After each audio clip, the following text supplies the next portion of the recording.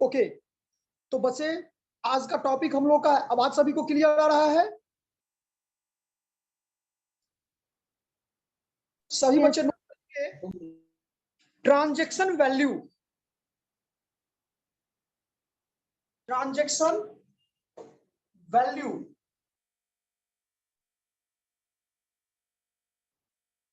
Transaction value.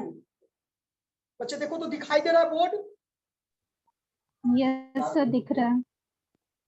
और बड़ा लिखे, कितना बड़ा में हो जाएगा? और थोड़ा सा बड़ा होगा सर, और थोड़ा सा बड़ा लिखिए। ओके, तो transaction value under section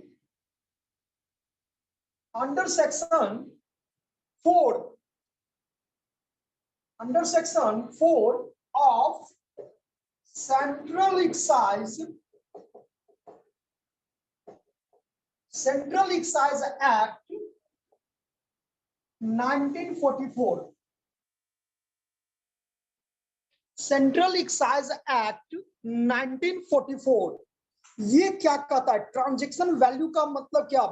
Ashutosh बताइए एक बार बच्चे। Yes sir.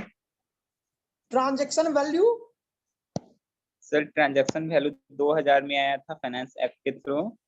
ओके, कंटेंट्स करता है ये transaction value for the goods person, जो भी हमारा असेसमेंट ऑफ ड्यूटी होता है उसमें। ओके, तो बच्चे एक बार नोट करेंगे सभी बच्चे। फॉर ट्रांजैक्शन वैल्यू, सर कब से पढ़ा रहे हैं? फॉर ट्रांजैक्शन वैल्यू सर अभी स्टार्ट हुआ है बच्चे, आप नोट करना स्टार्ट कीजिए। हेडिंग यहाँ पर देखिए। सर पता ही नहीं चलता लिंक कौन है। से पढ़ा रहे हैं क्या बोल रहा है सर? शायद 10-15। तो ट्रांजैक्शन वैल्यू जो है बच्चे वो सेंट्रल एक्साइज एक्ट 1944 जिसके सेक्शन 4 में ये बता रहा है कि for transaction value to be accepted as the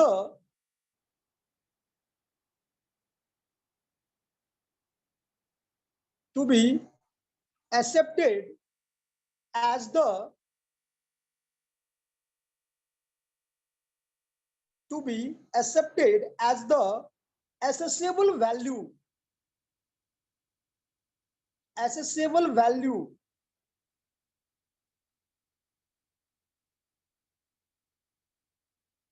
following condition must be satisfied.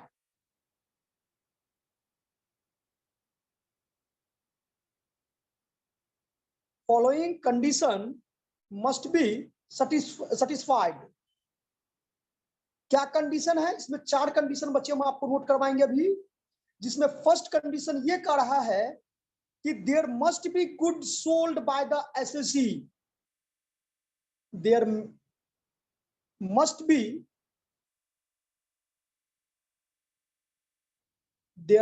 B good sold by the SSC. सामान जो है सो एसएससी के द्वारा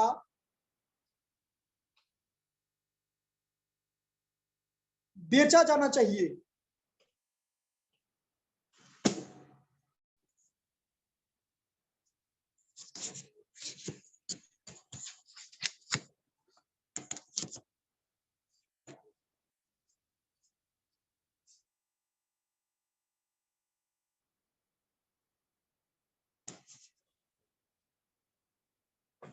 There must be goods sold by the SSC.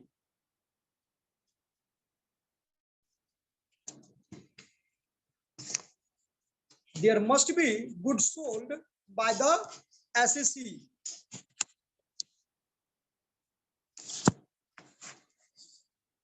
There must be goods sold by the SSC.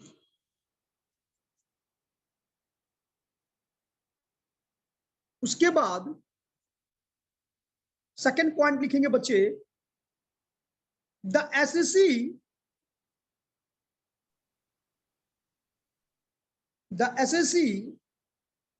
and the buyer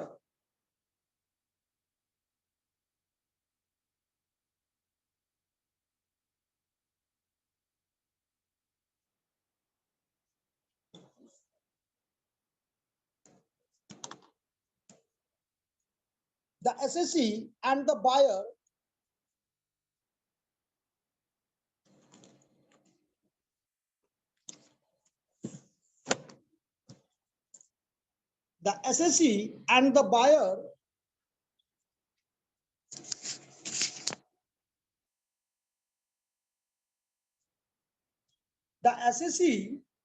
buyer are not related. ये एक दूसरे से संबंध नहीं होनी चाहिए. The assessee and the buyer are not related. Third point, goods are sold by the assessee. Goods are sold by the assessee. Goods are sold by the assessee for delivery at the time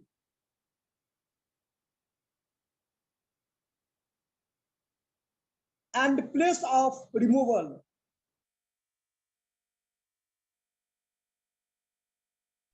And Goods are sold by the assessee for delivery at the time and place of removal. ये point समझ में आया Priya? Goods are sold by the SSC, यानी SSC के द्वारा सामान बेचना चाहिए और उसी टाइम क्या करना चाहिए, उसको गुड्स को ट्रांसफर कर देना चाहिए at the time and place of removal, जिस स्थान पर उसको जाना चाहिए था. और लास्ट पॉइंट इसमें है कि price is the sole consideration. Price is the sold consideration.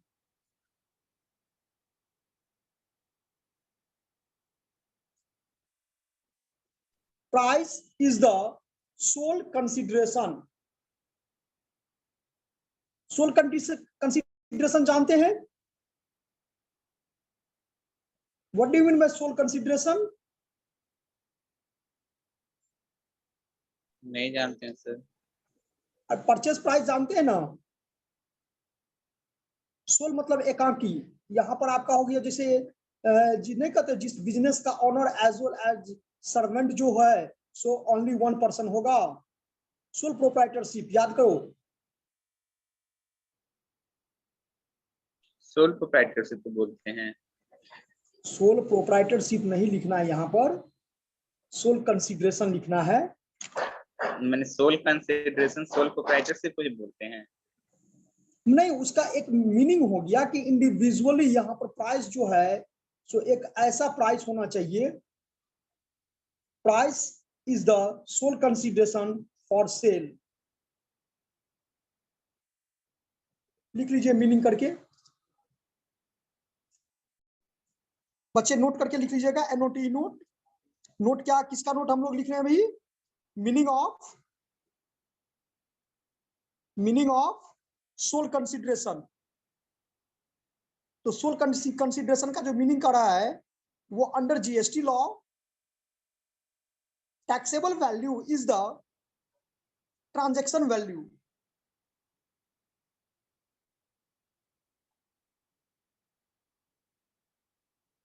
That is price actually paid. That is price actually paid or payable. That is price actually paid or payable, provided the supplier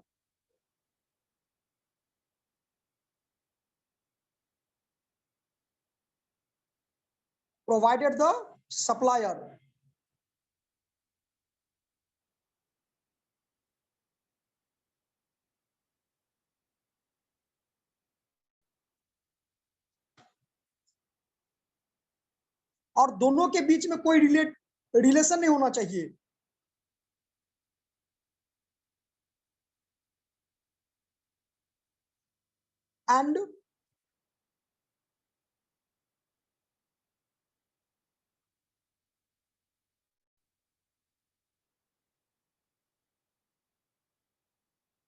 and price is the sole consideration.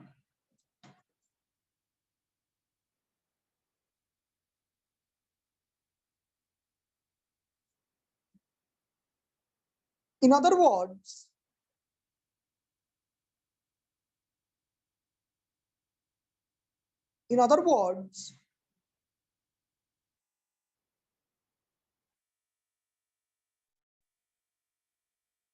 the transaction value shall be accepted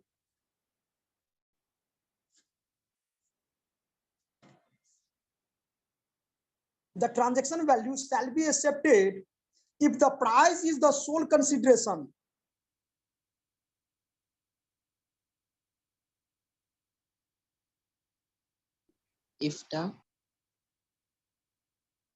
In other words, the transaction value shall be accepted if the price is the sole consideration.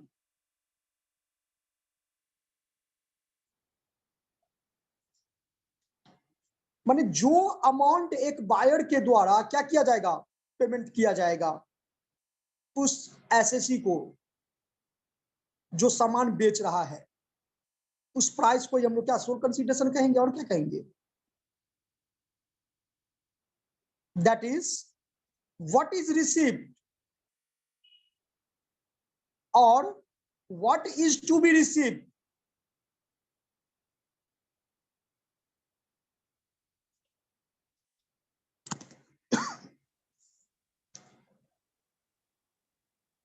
What is received or what is to be received should only be the price paid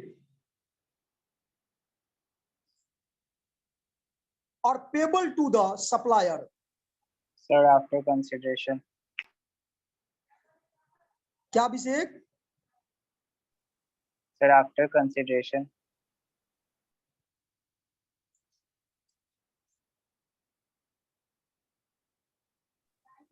The transaction value shall be accepted if the transaction value को तब accept स्वीकार किया जाएगा if the price is the sole consideration, that is what is received or what is to be received should only be the price paid or payable to the supplier.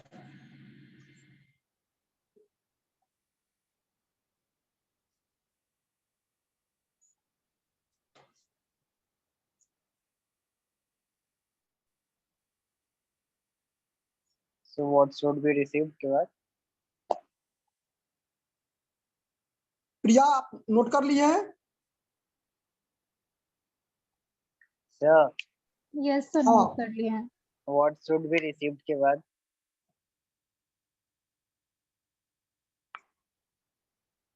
What should be?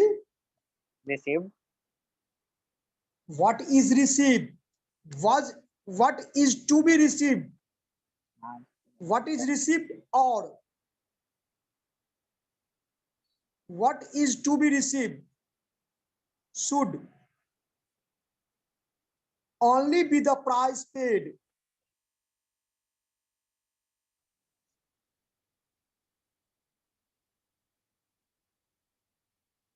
Should only be the price paid or payable to the supplier. और कोई भी अलग का charge, कोई भी अलग, no other consideration if any from should be payable for the supplier.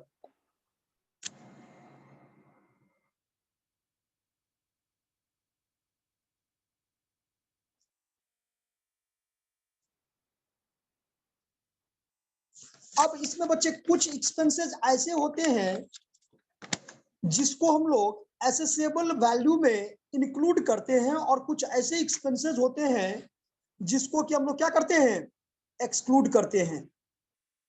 ठीक है, तो ऐसे कौन कौन से एक्सपेंसेस हैं जिसको हम इस प्राइस में इंक्लूड करते हैं और ऐसे कौन कौन से एक्सपेंसेस है जिसको हम एक्सक्लूड करते हैं, मतलब उसको अगर रहेगा डिडक्ट कर देंगे.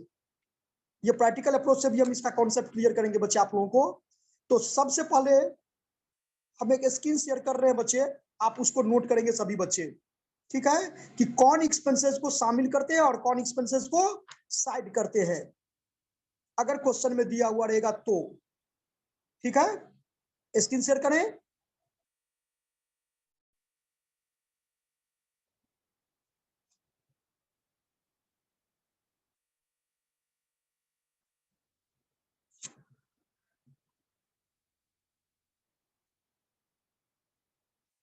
ये बच्चे थोड़ा देखेंगे, सभी बच्चे।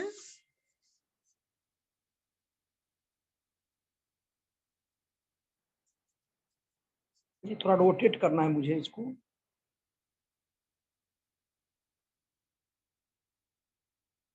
ये दिखाई दे रहा है सभी बच्चे को?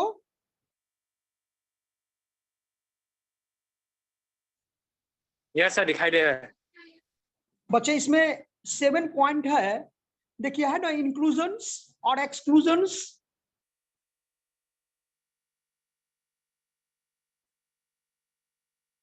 कि ये सब एक्सपेंसेस जो है इसको हम शामिल करेंगे ट्रांजैक्शन वैल्यू में, और इसको हम लोग क्या करेंगे, इग्नोर करेंगे।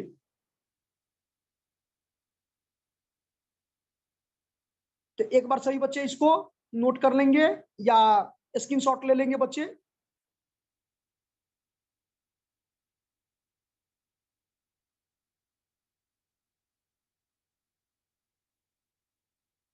हो गया?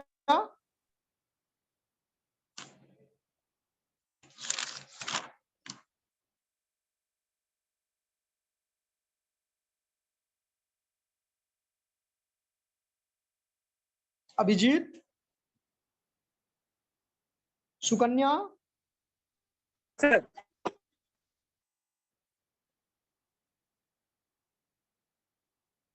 हो गया? स्क्रीनशॉट ले लिए? Sir what is royalty charges?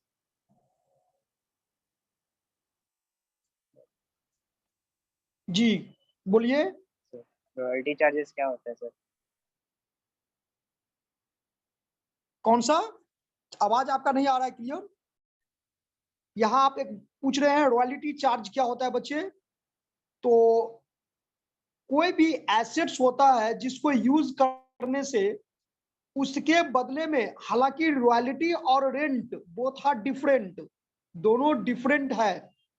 ठीक है, कैसे डिफरेंट है? तो रेंट, अगर आप कोई मकान को रेंट पर देते हो बच्चे, तो किराएदार से आप उतना ही दिन का रेंट लेते हो।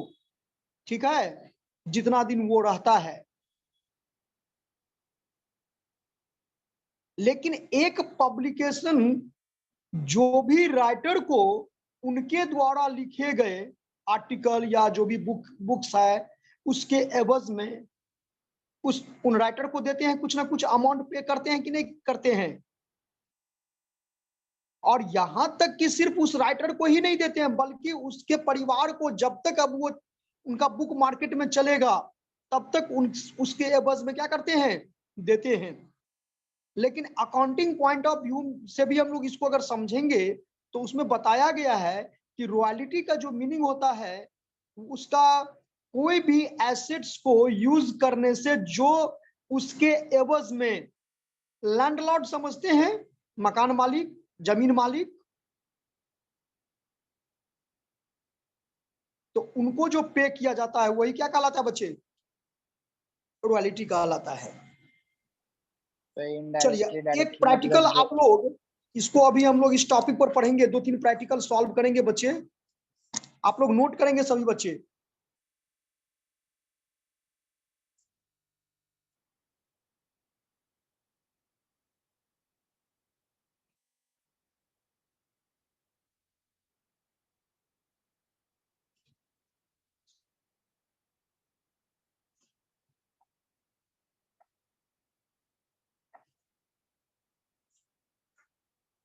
An assessee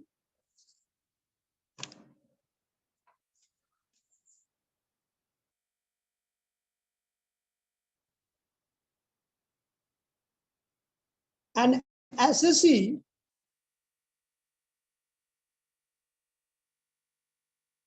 goods for rupees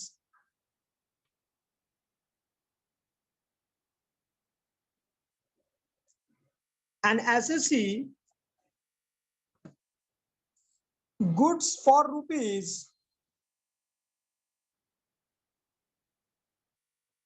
23,296 and does not charge excise duty separately.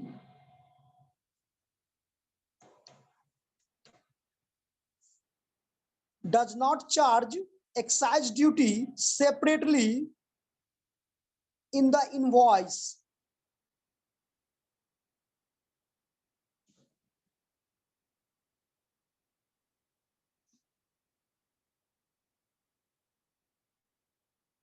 SSE was liable to pay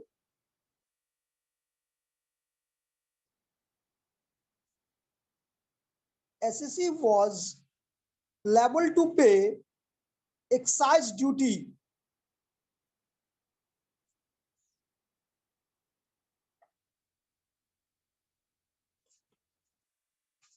SSE was liable to pay excise duty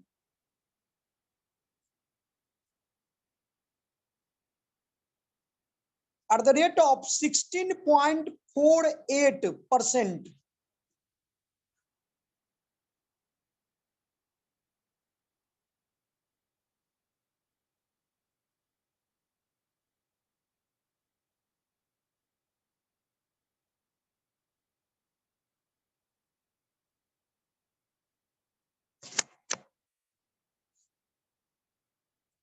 लिख लिए बच्चे?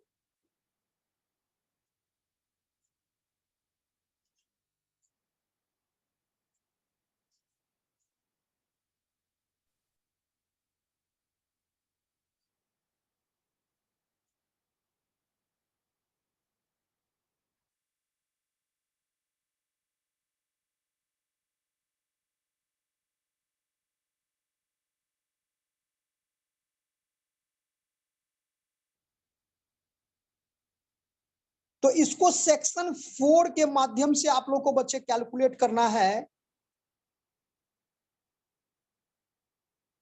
क्या होगा इसका वैल्यू? क्या है सर? 16.48%। ये एक्साइज ड्यूटी है। क्वेश्चन खत्म। छोटा सा क्वेश्चन है। तो एसेसेबल वैल्यू का मीनिंग क्या होता है यहाँ पर?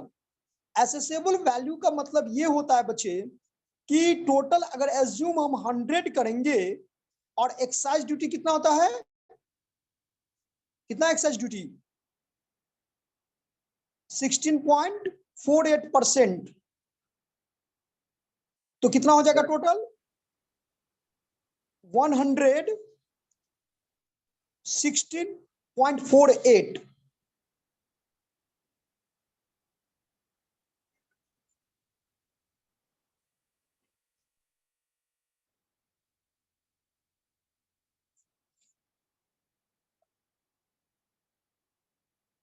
इसको हम स्क्रीन शेयर भी कर देते।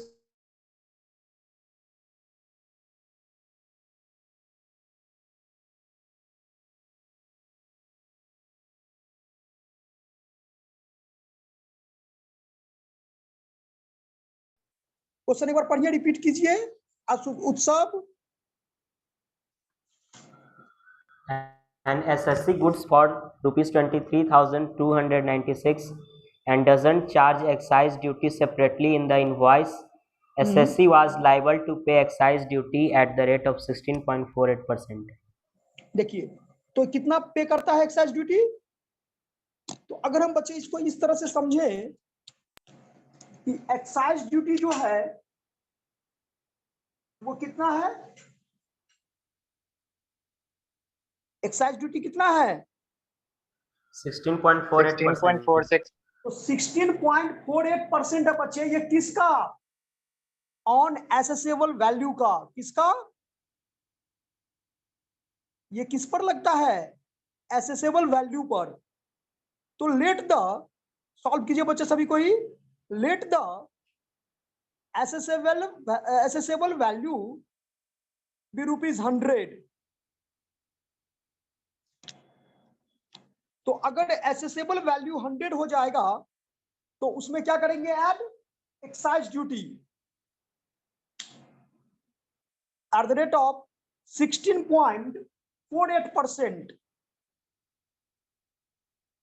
16.48%। तो टोटल कितना हो गया, 116.48। यस या नो?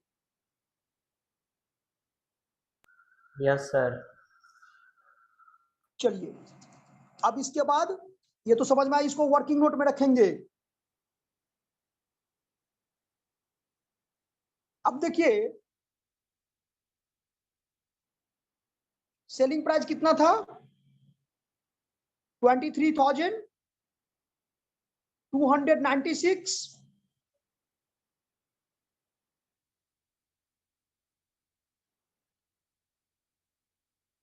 टू हंड्रेड कहते हैं 23,296 सॉरी।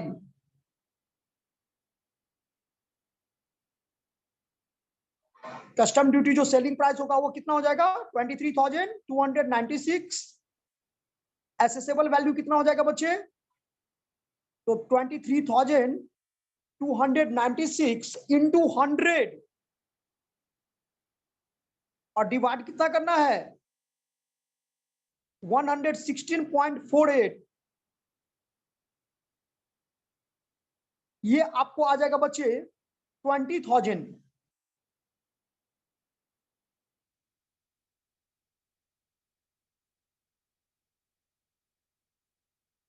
तो एक्साइज ड्यूटी कितना हो जाएगा बच्चे, कैसे निकालेंगे, 23,296 इंटू 16.48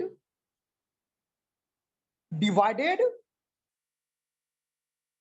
116.48।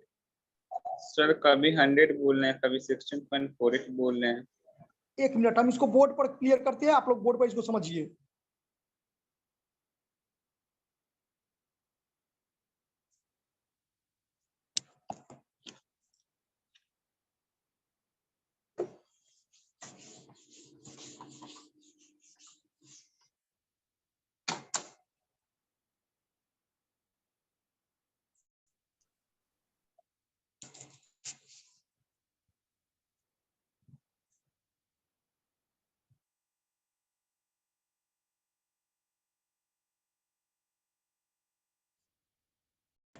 Yes sir. सही बच्चे को कैमरा दिखाई दे रहा है? Sir yes. सर बोल रहे हैं कि सर वो जो 23,296 का वो 16.48% निकाल के हाँ, उसमें से ही डायरेक्ट हम माइनस कर दे वो आप लोग को 23,000 में बोर्ड से। दिखाई दे रहा है बढ़िया से? अभी नहीं दिख रहा है। नहीं दिखाई दे रहा है। देखो हम क्या बताएं, सबसे पहले क्या समझे बच्चे कि हमको एसेसेबल वैल्यू फाइंड आउट करना है, पहले समझ लो, उसके बाद फिर स्क्रीन शेयर कर देंगे। एसेसेबल वैल्यू को सर हम लोग वीडियो ऑन कर लिए, करिए मान तब लिए तो दिखेगा, वीडियो ही ऑफ कर दिए हैं। एट ए टेबल एसेसेबल वैल्यू को 100 अगर हम एज्यूम कर लेंगे तो एक्साइज ड्यूटी कितना है, 16.48% है। तो एसेसेबल वैल्यू का जब हम 16.48% निकाल देंगे तो total, हाँ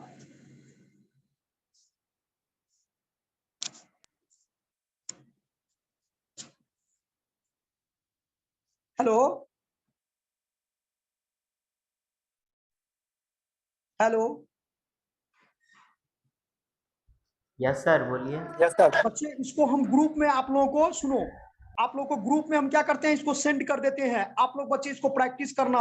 आई होप कि आप लोग को निश्चित रूप से समझ में आ जाएगा। नहीं आएगा तो फिर इस पर हम लोग डिस्कशन नेक्स्ट क्लास में करेंगे, ठीक है? Okay sir.